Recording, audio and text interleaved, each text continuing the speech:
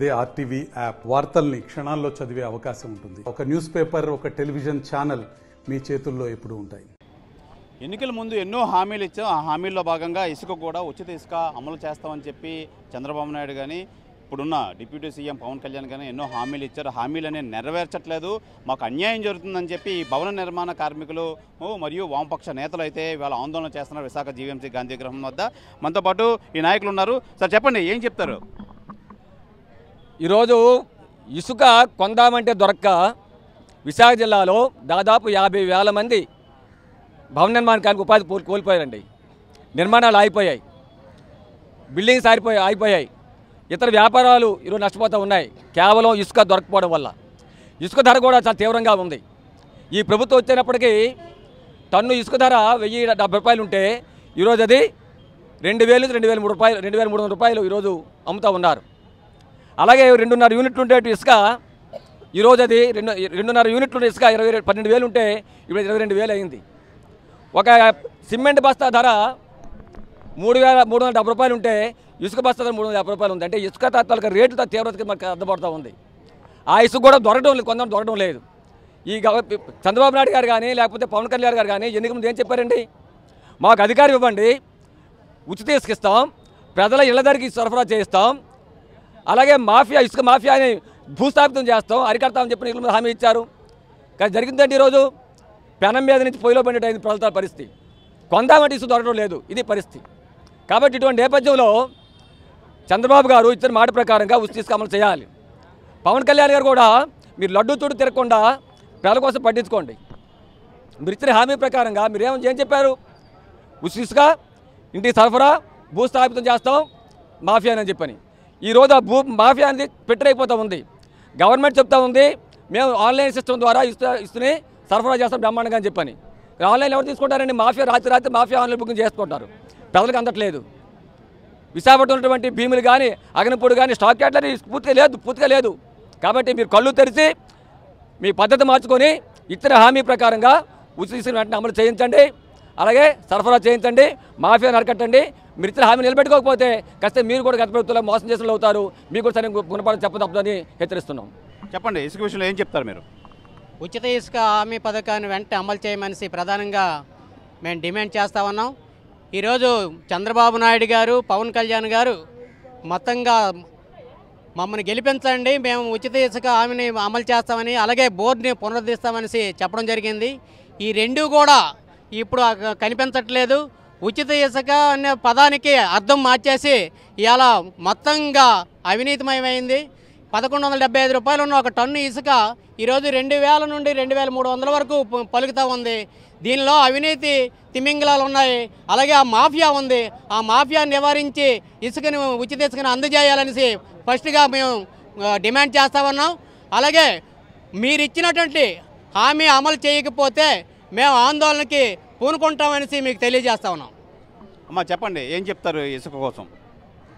ఉచిత ఇసుక కూటమి ప్రభుత్వం అధికారంలోకి రాకముందే ఇసుక మాఫియా గత ప్రభుత్వం చేసింది. మేము ఉచితంగా ఇసుకిచ్చి భవన నిర్మాణ కార్మికులను ఆదుకుంటామని చెప్పారు. ఎక్కడ ఆదుకుందానని మేము అడుగుతూ ఉన్నాం. ఎందుకంటే భవన నిర్మాణ కార్మికులు ఈరోజు ఇసుక దొరక్క అల్లాడిపోతూ ఉన్నారు. అలాగే ఇసుక అనేది ఎవరి సంపాదన కాదు, ఎవరి పంట కాదు, అది ప్రకృతిని ఈరోజు ఈ ప్రభుత్వాలు ఆడుకుంటూ ఉన్నాయి. భవన నిర్మాణ కార్మికులు పొట్టలు కొడతా ఉన్నాయి అని అడుగుతూ ఉన్నాం. ఎందుకంటే భవన నిర్మాణ కార్మికులు గత ప్రభుత్వం అదే పని చేసింది, ఈ ప్రభుత్వం కూడా ఇదే చేసింది. భవన నిర్మాణ కార్మికులు ఓట్లతో అధికారంలోకి వచ్చి భవన నిర్మాణ కార్మికులకి కడుపులు మారుస్తూ ఉంది ఈ ప్రభుత్వం. అందుకు ఉచిత ఇసుక ఏదైతే ఉందో అది ఉచిత ఇసుక అమలు చేయాలి. ఏదైతే ఎన్నికల ముందు హామీ ఇచ్చావో ఆ హామీని నిలబెట్టుకోవాలని మేము అడుగుతూ ఉన్నాం. అదే కాకుండా పవన్ కళ్యాణ్ గారికి ఒకటే అడుగుతున్నాం, లడ్డు కోసం హిందూ సనాతన ధర్మం అని చెప్తా ఉన్నాం. భవన నిర్మాణ కార్మికులు ఈ రాష్ట్రంలో 35 లక్షల మంది ఉన్నారు. వాళ్ళని ఆదుకో, వాళ్ళ చుట్టూ తిరుగు, వాళ్ళు ఎలా బతుకుతున్నారో అని అడుగుతా ఉన్నాం.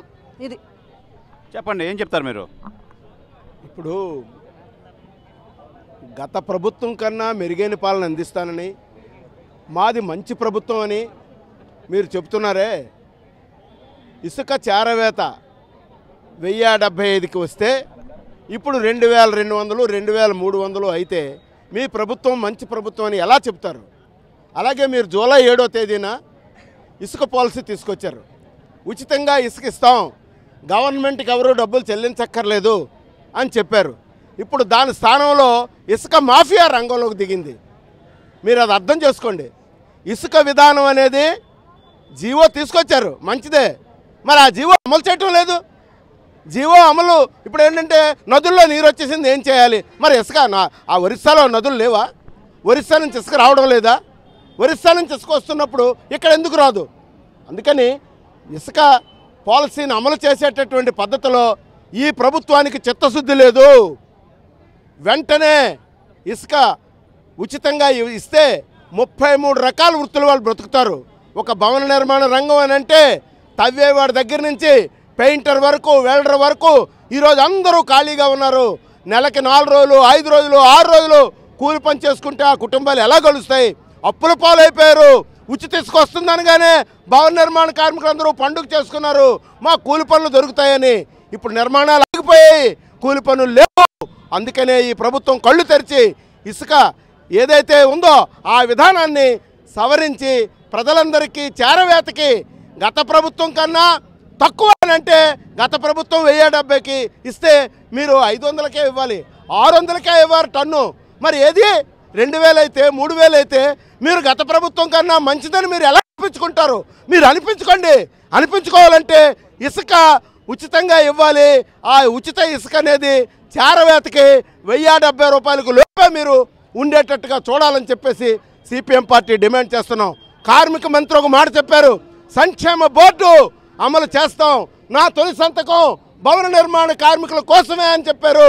పవన్ కళ్యాణ్ గారు కూడా అదే చెప్పారు, భవన నిర్మాణ కార్మికుల సంక్షేమ బోర్డు పనిచేయిస్తానన్నారు. ఇప్పటికి 115 రోజులైంది ప్రభుత్వం వచ్చి, ఆ సంతకం పెట్టలేదు. సంక్షేమ బోర్డు అలాగనే ఉంది. భవన నిర్మాణ కార్మికుల క్లెయిముల కోసం లేబర్ ఆఫీస్ చుట్టూ తిరుగుతున్నారు. కార్మికులకు కూలి పనులు ఇవ్వండి, సంక్షేమ బోర్డును చేయించనివ్వండి అని సిపిఎం పార్టీ తరఫున ఈ ప్రభుత్వాన్ని డిమాండ్ చేస్తున్నాం. ఇది ప్రస్తుతం ఉన్న పాలకులు అయితే మట్టికి ఉచిత ఇసుక ఇస్తానని చెప్పి ఎన్నో వాగ్దానాలు అయితే చేశారు, అయితే అది ఏమీ అమలు చేయలేదు. పైపచ్చు ఇసుక రీచ్లో పెద్ద మాఫియా కింద తయారయ్యి అధిక రేట్లు వసూలు చేస్తున్నారు. ఈ నేపథ్యంలో ప్రభుత్వం చోద్యం చూస్తున్నట్టు చూస్తుంది.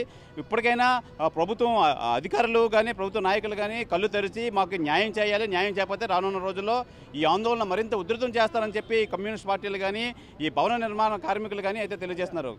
ఇది ఇక్కడ తాజా పరిస్థితి. కెమెరామెన్ అజయ్తో శివరామకృష్ణ, RTV, విశాఖపట్నం నుంచి. మరిన్ని వీడియోస్ కోసం ఛానల్ ని సబ్స్క్రైబ్ చేయండి, లేటెస్ట్ అప్డేట్స్ కోసం వాట్సాప్ ఛానల్ ని ఫాలో చేయండి, అండ్ లింక్ డిస్క్రిప్షన్ లో ఉంది.